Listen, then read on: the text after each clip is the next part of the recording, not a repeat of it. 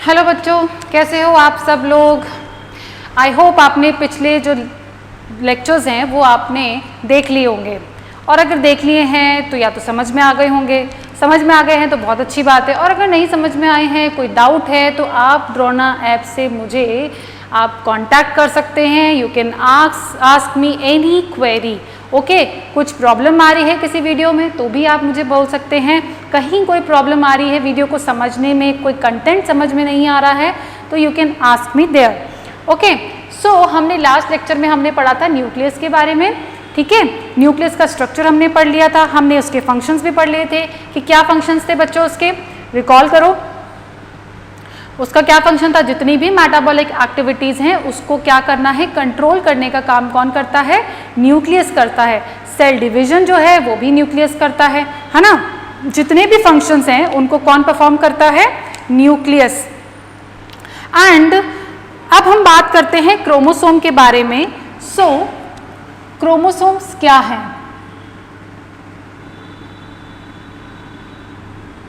अभी हम बात करनी है हमें क्रोमोसोम के बारे में। So chromosome during the cell division के समय क्या होता है कि जो क्रोमेटिन थ्रेड है, क्रोमेटिन थ्रेड जो है वो एक स्मॉलर हो जाता है, थिक हो जाता है, स्मॉलर हो जाता है, थिक हो जाता है। एंड दीज क्रोमोसोम, ये जो क्रोमेटिन थ्रेड्स हैं, ये एक स्ट्रक्चर फॉर्म कर लेते हैं जिसे हम कहते हैं, क्या कहते हैं, क्रोमोसोम्स में कन्वर्ट हो जाते हैं। क्रोमोसोम्स में कन्वर्ट हो जाते हैं जस्ट लाइक दिस। इसे हम कह रहे हैं क्रोमोसोम। और ये क्रोमोसोम कैसे हैं, किससे बने, ड्यूरिंग द सेल डिवीजन। जब सेल का डिवीजन होता है, क्रोमेटिन थ्रेड जो है वो स्मॉलर हो जाते हैं, वो थिक हो जाते हैं और कंडेंस हो जाते हैं। क्या हो जाते हैं, कंडेंस हो जाते हैं। एंड वो एक स्ट्रक्चर अटेन करते हैं, उस स्ट्रक्चर को हम कहते हैं क्रोमोसोम्स कहते हैं। और इसी क्रोमोसोम्स के अंदर, ये क्रोमोसोम्स में क्या प्रेजेंट है, ये डीएनए प्रेजेंट है। डीएनए में क्या प्रेजेंट है, डीएनए में जीन्स प्रेजेंट है। एंड दीज जीन्स, ये क्या होते हैं, ये जीन्स है यूनिट ऑफ हेरिडिटी,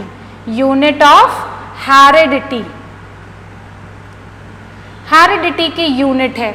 नाउ क्या है, क्रोमेटिन क्रोमोसोम में कन्वर्ट हो जाता है। क्रोमोसोम में क्या प्रेजेंट है, डीएनए प्रेजेंट है, डीएनए के अंदर जीन्स प्रेजेंट है। नाउ ये जीन्स का काम क्या रहता है, फंक्शंस क्या है।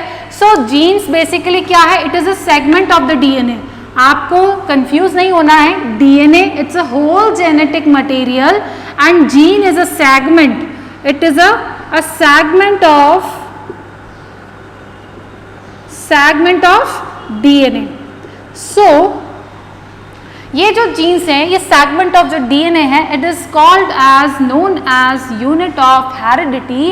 एंड ये क्या करते हैं, ये एक पर्टिकुलर आपके कैरेक्टर को अटेन करते हैं, यानी कि एक कैरेक्टर को डिफाइन करने वाला जो फैक्टर है उसे हम क्या कहते हैं, जीन कहते हैं। यानी कि आपके आईज का कलर, आपके बालों का रंग, आपके स्किन टोन, आपकी हाइट, आपका फेस, आपका चेक, आपका नोज जो है वो कौन डिसाइड करता है, वो जीन्स की वजह से क्या रहता है, डिसाइड होता है। ठीक है, आपकी आईज का कलर ब्राउन होगा कि ब्लैक होगा, वो कौन डिसाइड करेगा, वो एक जीन करेगा। दैट्स व्हाई हम उसे क्या कहते हैं, यूनिट ऑफ हेरिडिटी। ठीक है, अगर आपके पेरेंट्स के अंदर किसी के बाल घुंघरालू हैं तो ही आपके अंदर वो कैरेक्टर आ सकता है, otherwise there is no chance to get a curly hairs. Okay, so यहाँ पर हमें पढ़ना है क्रोमोसोम्स के बारे में। तो सेल डिवीजन के टाइम पर क्या स्ट्रक्चर अटेन करता है, क्रोमोसोम। एंड ये जो क्रोमोसोम्स हैं, इसके 4 टाइप्स हैं। ये इसके स्ट्रक्चर में अगर हम देखें, एक कॉन्स्ट्रिक्शन होता है, उस कॉन्स्ट्रिक्शन को हम कहते हैं सेंट्रोमियर। ये बेसिक स्ट्रक्चर मैंने बनाया है, इसे हम कह रहे हैं कॉन्स्ट्रिक्शन है यहाँ पर, इसे हम कह रहे हैं सेंट्रोमियर, और इन्हें हम कह रहे हैं क्रोमेटिड। क्या कह रहे हैं, क्रोमेटिड कह रहे हैं। नाउ सेंट्रोमियर की पोजीशन के बेसिस पर, on the basis of position of centromere, हमने क्रोमोसोम्स को डिवाइड किया है इन 4 कैटेगरीज। वो कैटेगरीज क्या हैं? टाइप्स ऑफ, ठीक है। सो सबसे पहला, अगर मैं डायग्राम से डिनोट करूं, ये देखिए, ये मैं 4 डायग्राम बना रही हूं, इसी से ही आपको समझ में आ जाएगा।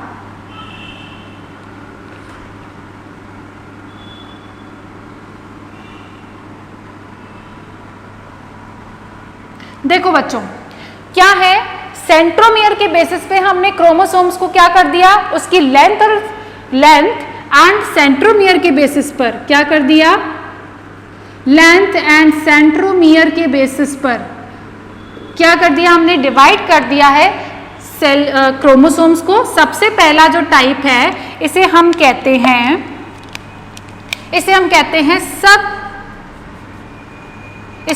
हैं मेटासेंट्रिक क्रोमोसोम, ठीक है। फर्स्ट टाइप क्या है, मेटासेंट्रिक क्रोमोसोम। मेटासेंट्रिक क्रोमोसोम में क्या होता है कि सेंट्रोमियर जो है वो मिडिल में अलाइंड होता है, और एज यू कैन से कि ये जो क्रोमेटिड्स हैं, ये इनको हम आर्म्स भी बोल सकते हैं, किसी क्रोमोसोम की आर्म्स हैं जो कि दोनों इक्वल लेंथ की हैं। सो इसे हम कहते हैं मेटासेंट्रिक। या तो वो बीच में हो, बीच में तभी होगा, और बीच में होगा तो क्या होगा कि उस आर्म्स की लेंथ क्या होगी, इक्वल होगी दोनों आर्म्स की, तो हम उसे कहते हैं metacentric type of the chromosome. Now we talk about the second type of the chromosome on the basis of length and centromere.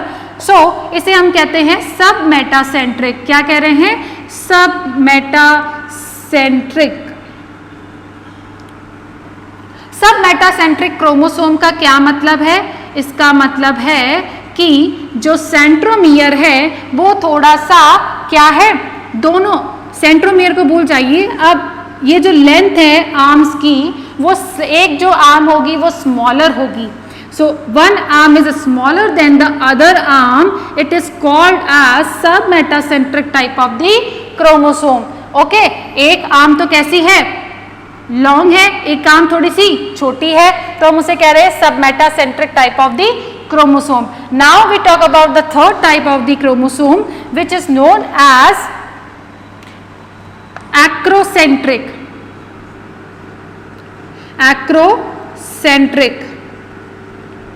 type of chromosome. So acrocentric type का जो क्रोमोसोम है, उसके अंदर जो लेंथ है, एक आर्म की length है वो बहुत ही ज्यादा कम हो जाती है, जिसकी बहुत मच लोअर इसकी लेंथ जो होती है कम हो जाती है, इसलिए हम इसे कहते हैं एक्रोसेंट्रिक। बहुत ही थोड़ा सा किनारे पे होता है, इसलिए सेंट्रोमियर किनारे पे खिसक जाता है, तो हम इसे कहते हैं acrocentric type of the chromosome. Now the fourth one is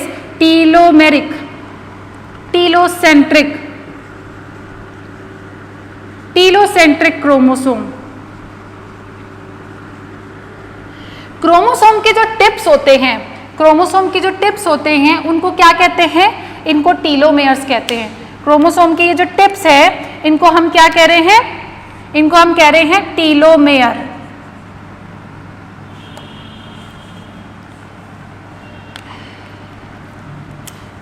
ये क्रोमोसोम है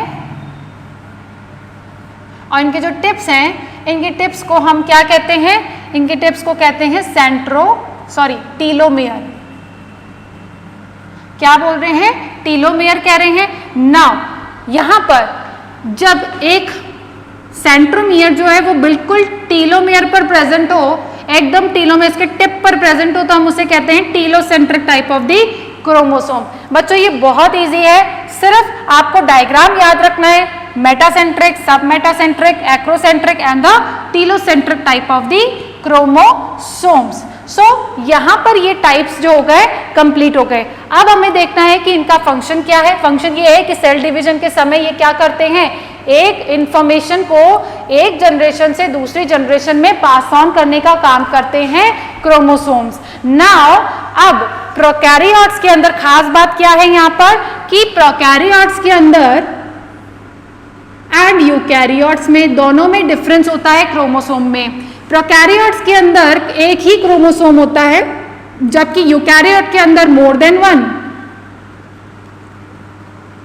प्रोकैरियोट्स के अंदर क्या होता है कि जो डीएनए है वो ऑलवेज सर्कुलर फॉर्म में रहता है और दैट्स वाई उनके एंड्स भी कैसे होते हैं, जॉइंटेड होते हैं, तो इसलिए क्रोमोसोम भी कैसा होता है, एक ही होता है। यहाँ पर जो क्रोमोसोम जो डीएनए है वो कैसा होता है, लीनियर फॉर्म में होता है, ऐसे, ठीक है, लीनियर, इनके दोनों एंड्स जुड़े हुए नहीं रहते हैं, इसलिए क्या होते हैं, इनको हम कहते हैं linear form of DNA in the eukaryotic type of cell. Now अब हम पढ़ने जा रहे हैं क्रोमोसोम नंबर। तो क्रोमोसोम नंबर की अगर बात करें, क्रोमोसोम नंबर्स क्या होते हैं, ठीक है, क्रोमोसोम नंबर्स जो है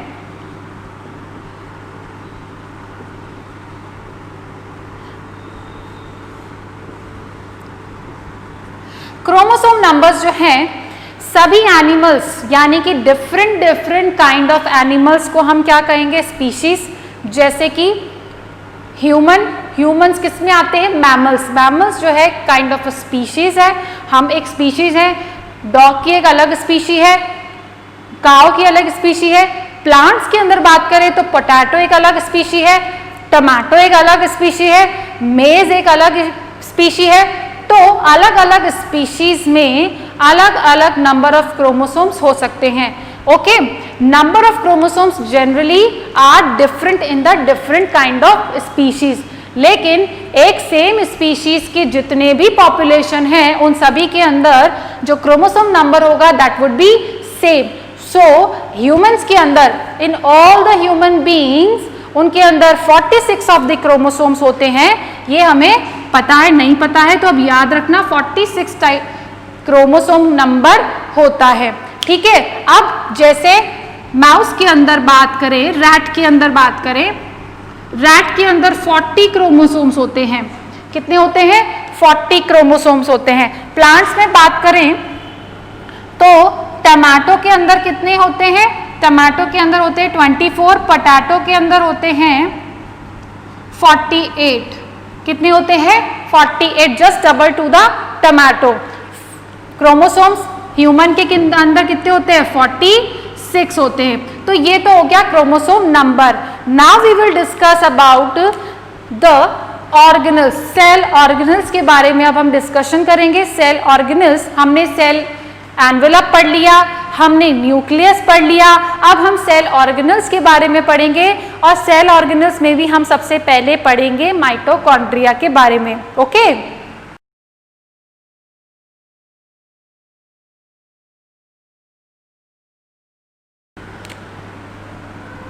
सो अब हम पढ़ेंगे माइटोकॉन्ड्रिया के बारे में। ये क्या है, सेल ऑर्गेनल। सेल ऑर्गेनल है काइंड ऑफ डबल मेम्ब्रेनस है, डबल मेम्ब्रेन बाउंड होता है एंड फाउंड इन साइटोप्लाज्म। किसमें प्रेजेंट होता है, साइटोप्लाज्म में बिखरा हुआ रहता है। इसे हम कहते हैं माइटोकॉन्ड्रिया। इसे हम एटीपी मिल भी कह सकते हैं, power house of a cell. क्या कहते हैं इसे, power house of a cell कहते हैं इसे, ठीक है। और इसकी डिस्कवरी किसने की थी, इसकी डिस्कवरी करने वाले जो व्यक्ति थे, जो साइंटिस्ट थे, उनका नाम था कॉलिकर। कॉलिकर ने डिस्कवर्ड किया था, ठीक है। एंड एक और साइंटिस्ट आए थे, ऑल्टमैन। ऑल्टमैन ने कुछ नाम दिया था, फिर बायोप्लास्ट करके इन्होंने नाम दिया था, और उसके बाद बेंडा आए बेंडा ने क्या किया था? बेंडा ने इनको mitochondria, he coined the name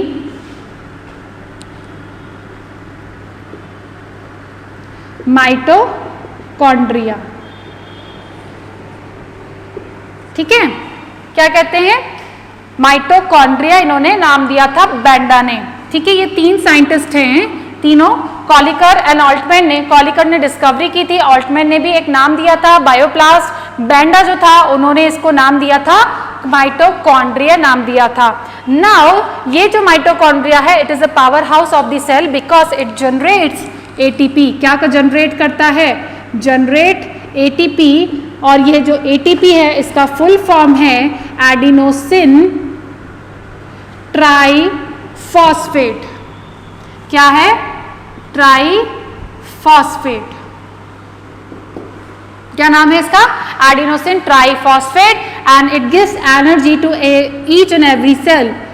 gives energy to cell. क्या देती है? एनर्जी देती है सेल को, एटीपी। सो ये करेंसी है, करेंसी, और इसको हम यूज करते हैं एनर्जी के फॉर्म में। सो ये तो हो गया माइटोकॉन्ड्रिया के बारे में general idea. Now we talk about the structure of the mitochondria. Mitochondria के स्ट्रक्चर में अगर हम देखें तो माइटोकॉन्ड्रिया के स्ट्रक्चर में डबल मेम्ब्रेन होती है। ये देखिए मैंने डबल मेम्ब्रेन बना दी। सबसे बाहर वाली जो मेम्ब्रेन है इसे हम कहते हैं आउटर मेम्ब्रेन बोल रहे हैं। नाउ ये आउटर मेम्ब्रेन हो गई। अब जो इनर मेम्ब्रेन होती है, इस माइटोकॉन्ड्रिया का जो शेप होता है रॉड लाइक शेप होता है। कैसा होता है? रॉड लाइक शेप होता है। एनिमल्स के अंदर ये सबसे लार्जेस्ट सेल ऑर्गेनल है। क्या है? लार्जेस्ट सेल ऑर्गेनल है एनिमल्स के अंदर। और प्लांट्स के अंदर कौन सा होगा बच्चों? फिर प्लांट्स के अंदर है प्लास्टिड यानी कि क्लोरोप्लास्ट। प्लास्टिड जो है वो क्या है? लार्जेस्ट सेल ऑर्गेनल है प्लांट्स के अंदर। अगर अब देखो स्ट्रक्चर पे आ जाओ अगेन। जो स्ट्रक्चर है आउटर मेम्ब्रेन, अब आउटर मेम्ब्रेन के बाद आती है इनर मेम्ब्रेन। ये है इनर मेम्ब्रेन, और इनर मेम्ब्रेन और आउटर मेम्ब्रेन के बीच में एक स्पेस प्रेजेंट होता है जिसमें उसको हम कहते हैं peri mitochondrial space. Okay, peri mitochondrial space जिसको हम कहते हैं।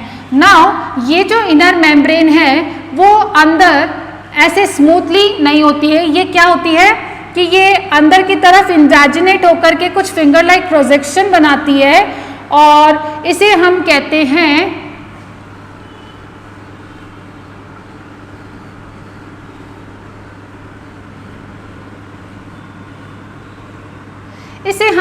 हैं क्रिस्टी। ये जो फिंगर लाइक प्रोजेक्शन जो इसने बनाए हैं इसे हम कहते हैं, क्या कहते हैं?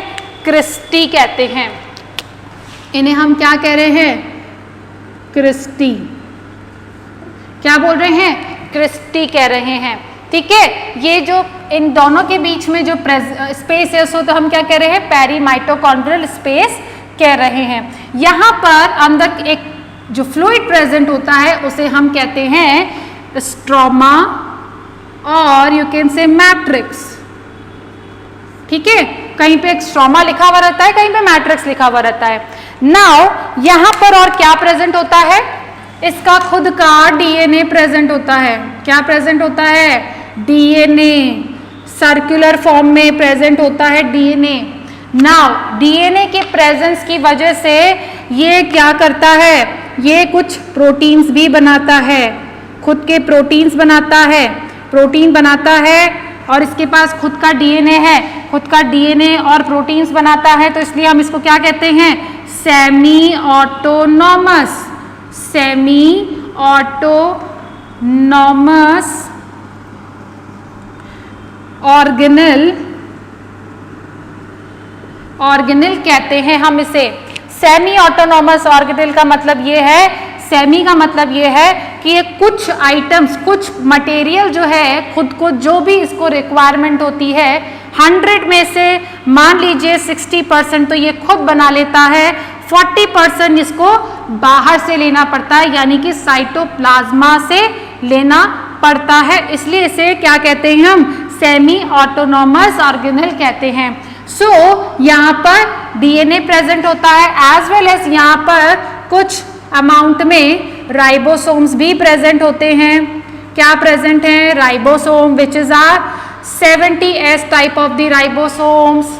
नाउ यहाँ पर जो सबसे इंपॉर्टेंट बात है वो ये है कि जो क्रिस्टी है, क्रिस्टी पे एक कुछ ग्रैन्यूल्स नजर आते हैं, उसे हम कहते हैं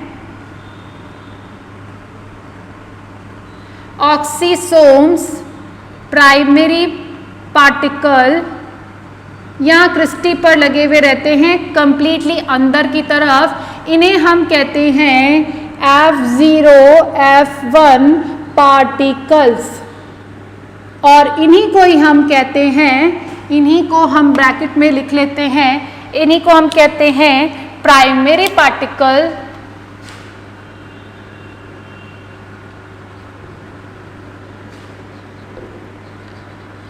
और ऑक्सीसोम्स भी कहते हैं। ऑक्सीसोम्स भी कहते हैं। ये जो F0 F1 पार्टिकल है ये क्या करता है? यही एनर्जी जनरेट करता है। ठीक है, ये देखो अगर मैं इस स्ट्रक्चर को ऐसे बनाऊं, ये क्रिस्टी है, ठीक है, ये बेस में जुड़ा हुआ है, दिस इज द बेस, इसे हम कह रहे हैं बेस, इसे हम कह रहे हैं स्टॉक, इसे हम कह रहे हैं हेड रीजन। और ये क्या है? ये एनर्जी जनरेट करता है in form of ATP, ATP generate करता है। ठीक है, और इन्हें हम क्या कहते हैं? ये इसको हम कहते हैं F0, जो बेस पर प्रेजेंट होता है उसे हम कहते हैं F0, and this is the head region is called as F1, that's why we can say F0 F1 particle इसको कहते हैं एटीपी जनरेट करता है। ठीक है, सो यहाँ पर ये पूरा स्ट्रक्चर है माइटोकॉन्ड्रिया का, और इसके अंदर ये मैंने आपको सारे पॉइंट्स बता दिए हैं कि हम इसे सेमी ऑटोनॉमस क्यों कहते हैं। Largest cell organelle in the animals, ribosomes यहाँ पे प्रेजेंट होते हैं, साइटोप्लाज्मा यहाँ पे प्रेजेंट होता है। ठीक है, जिसे हम स्ट्रोमा एंड मैट्रिक्स कहते हैं। यहाँ पर क्या प्रेजेंट होते हैं? कुछ एंजाइम्स भी प्रेजेंट होते हैं, कुछ एंजाइम्स भी यहाँ पर प्रेजेंट होते हैं जो कि क्या करते हैं? एनर्जी बनाने के लिए काम में लिए जाते हैं। जो प्रोसेस होता है वो आप हायर क्लासेस में पढ़ेंगे कि ये क्या क्या प्रोसेस में हेल्प करता है। सो मेनली इसका काम क्या है? हमें इतना ही समझना है, एटीपी फॉर्मेशन करता है, ठीक है, एनर्जी को जनरेट करता है। अब इसको आप देखिए, जो cells metabolically, cells that are metabolically active, metabolically active होती हैं, उनमें इनका काउंट जो है वो हाई होता है। जो सेल्स बहुत ज़्यादा एक्टिव होती हैं उनके अंदर इनका काउंट जो है वो बहुत ज़्यादा होता है। ठीक है, जैसे अमीबा के अंदर मैं एक एग्जाम्पल बता देती हूँ, 5 लाख अमाउंट होता है किसका? माइटोकॉन्ड्रिया का। ओके, सो ये हमने पूरा स्ट्रक्चर पढ़ लिया है माइटोकॉन्ड्रिया के बारे में। ठीक है,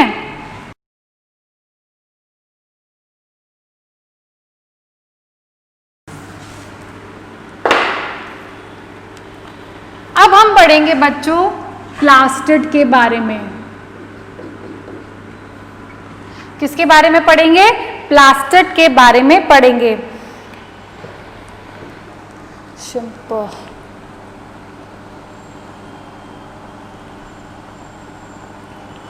डबल मैम्ब्रेनस हैकल एंड शिंको। ओके, सो प्लास्टिड जो हैं ये प्रेजेंट होते हैं किसमें? प्रेजेंट होते हैं प्लांट सेल में। कहाँ प्रेजेंट होते हैं बच्चों? प्लांट सेल में ही प्रेजेंट होते हैं ओनली। और ये जो हैं लार्जेस्ट, मैंने अभी बताया था, लार्जेस्ट सेल ऑर्गेनल है in the organelle in the cell, plant cell के अंदर, प्लांट सेल में ये क्या है, लार्जेस्ट सेल ऑर्गेनल है। नाउ ये भी सेमी ऑटोनॉमस ऑर्गेनल है। क्या है, सेमी ऑटोनॉमस ऑर्गेनल है due to the presence of DNA. Okay, so यहां पर, और इसकी डिस्कवरी किसने की थी, डिस्कवरी इसकी की थी हैकल एंड शिम्पर। शिम्पर जो है इन्होंने क्लोरोप्लास्ट नाम दिया था, शिम्पर जो है इन्होंने क्लोरोप्लास्ट नाम सजेस्ट किया था एंड हैकल ने नाम दिया था plastid.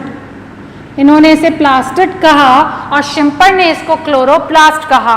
Okay, so now plastid की बात करें तो प्लास्टिड जो है ये कैसा है, डबल मेम्ब्रेन बाउंड है, डबल मेम्ब्रेन बाउंड है, ठीक है। एंड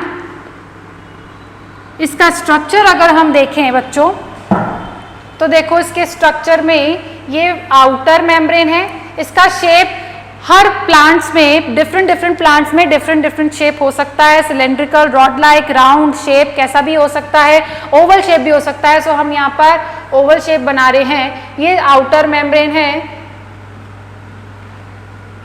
और ये इनर मेम्ब्रेन है। Okay, now in this inner membrane यहाँ पर जो प्रेजेंट है इसे हम कह रहे हैं स्ट्रोमा। ओके, जो साइटोप्लाज्म यहाँ पर प्रेजेंट है उसको हम कह रहे हैं स्ट्रोमा।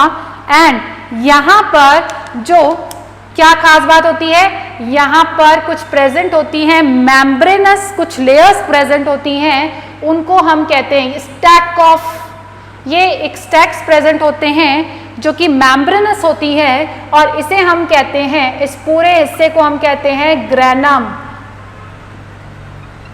ग्रैनम इज यूनिसेलुलर, मतलब इसको हम कहते हैं सिंगुलर। अगर हम कहें एक ग्रैना, तो एक ग्रैना को हम क्या कहते हैं, ग्रैनम। और बहुत सारे ग्रैनम मिलकर क्या कहेंगे, प्लूरल फॉर्म हो जाएगा, प्लूरल फॉर्म हो जाएगा grana. So these are the grana. Okay, और ये आपस में जुड़े हुए रहते हैं, स्ट्रोमा थाइलेकॉइड से जुड़े हुए रहते हैं। नाउ देखिए ग्रैना जो है बेसिकली क्या है, stacks of thylakoid. Stacks of thylakoid को हम क्या कहते हैं, grana. Stack of thylakoid is called as granum.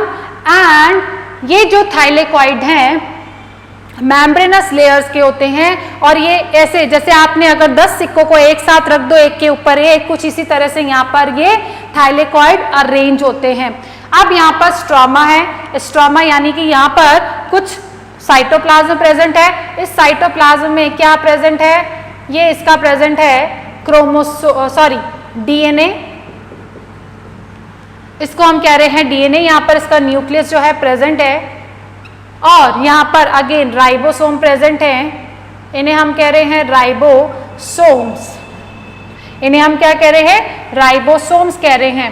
And यहाँ पर खास बात क्या है कि ये जो ग्रैना है, ये क्या है, ग्रैना।